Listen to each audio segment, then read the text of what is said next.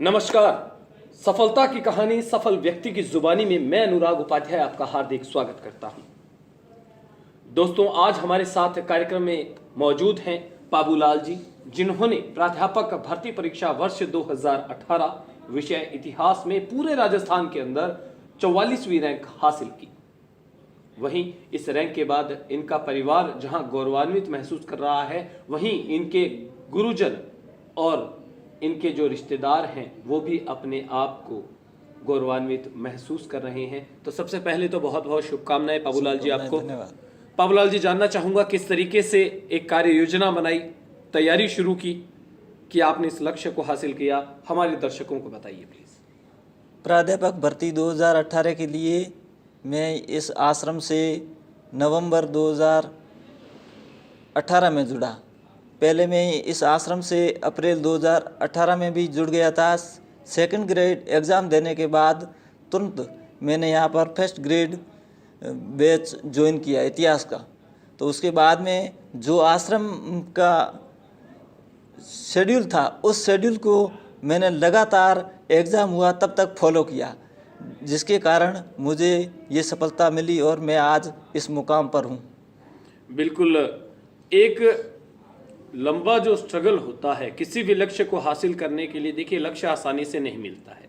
लक्ष्य के लिए मेहनत करनी पड़ती है, एक स्ट्रगल होता है, एक संघर्ष की कहानी होती है। तो जानना चाहूँगा कि आपकी वो संघर्ष की कहानी क्या है, आप बताएं।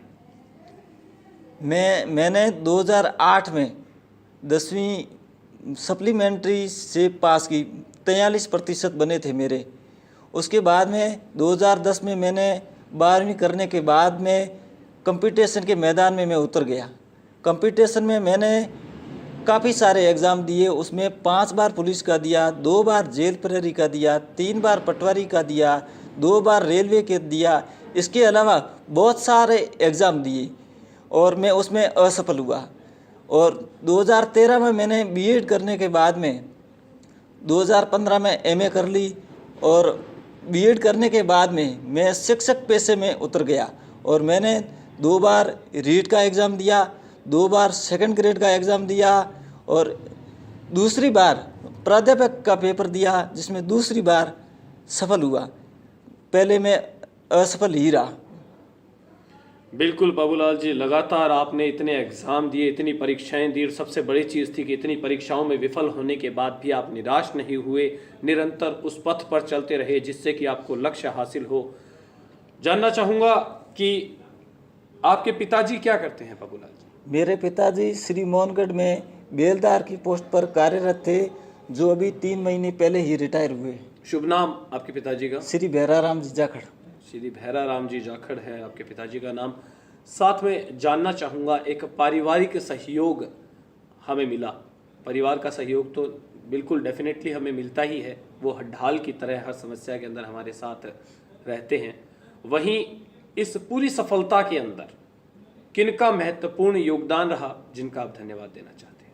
इस सफलता में मेरे पूरे परिवार का, मेरे गुरुजनों का और मेरे दोस्तों का भी सहयोग रहा, क्योंकि मैं जो दोस्तों के साथ रहा था उन्होंने मुझे लगातार गाइड किया और जो हम 3 दोस्त साथ में रहते थे उन्होंने तीनों ने इतिहास विषय से मतलब एग्ज़ाम क्लियर किया। और इसके अलावा भाटिया आश्रम का भी बहुत बड़ा सहयोग रहा। भाटिया आश्रम के कारण ही मैं आज इस रैंक पर मेरा सिलेक्शन हुआ है। बिल्कुल, आप निरंतर प्रयासरत रहे। सबसे बड़ी चीज़ वो रहती है कि निरंतरता बरकरार रहनी चाहिए। और लगभग जिस तरीके से आपने बताया, आपने लगभग 10 से 15 पेपर जो थे वो दिए थे अलग अलग, और उन 15 पेपरों के अंदर आपको विफलता हासिल हुई थी। बाबूलाल जी, आप छोटा सा कोई संदेश जो हमें देख रहे हैं किस तरीके से वो तैयारी करें, तो प्लीज़ आप जो 2 शब्द कहना चाहेंगे। मैं अपने दर्शकों से ये कहना चाहूँगा कि आप एक लक्ष्य निश्चित कर लें और उस लक्ष्य के प्रति निरंतरता बनाए रखें। और लक्ष्य के प्रति आपकी प्यास होनी चाहिए। यदि आपके अंदर उस लक्ष्य को प्राप्त करने की प्यास है तो वो आप ज़रूर लक्ष्य प्राप्त कर लोगे। और ये लक्ष्य शॉर्टकट माध्यम से नहीं मिलेगा, इसके लिए आपको लंबा संघर्ष करना पड़ेगा। मैंने जो पहले एग्ज़ाम दिए थे उसमें शॉर्ट रास्ता अपनाने की कोशिश की, तो उसमें विफल हुआ मैं। तो बाद में फर्स्ट ग्रेड की तैयारी की, तो उसमें करीब मुझे 1.25 वर्ष लगा, तो मैंने ये लक्ष्य प्राप्त कर लिया। बिल्कुल बाबूलाल जी हमारे साथ थे। बाबूलाल जी बहुत बहुत धन्यवाद। जिस तरीके से बाबूलाल जी ने बताया और हम भी आपको बताते आए हैं लगातार लंबे समय से कि किसी भी लक्ष्य को सबसे पहले निर्धारित करना जरूरी होता है। उस लक्ष्य को निर्धारित करें, उसके प्रति पथ अग्रसर रहें और सबसे आगे चलें, डगमगाएं ना। सबसे बड़ी चीज है उस लक्ष्य को हासिल करने के दौरान अगर आप विफल होते हैं तो डगमगाएं ना। ये बात भी बाबूलाल जी ने आपको बताई। अगली बार आपसे मुलाकात होगी एक नई शख्सियत के साथ। तब तक हमें दीजिए इजाजत। नमस्कार। नमस्कार।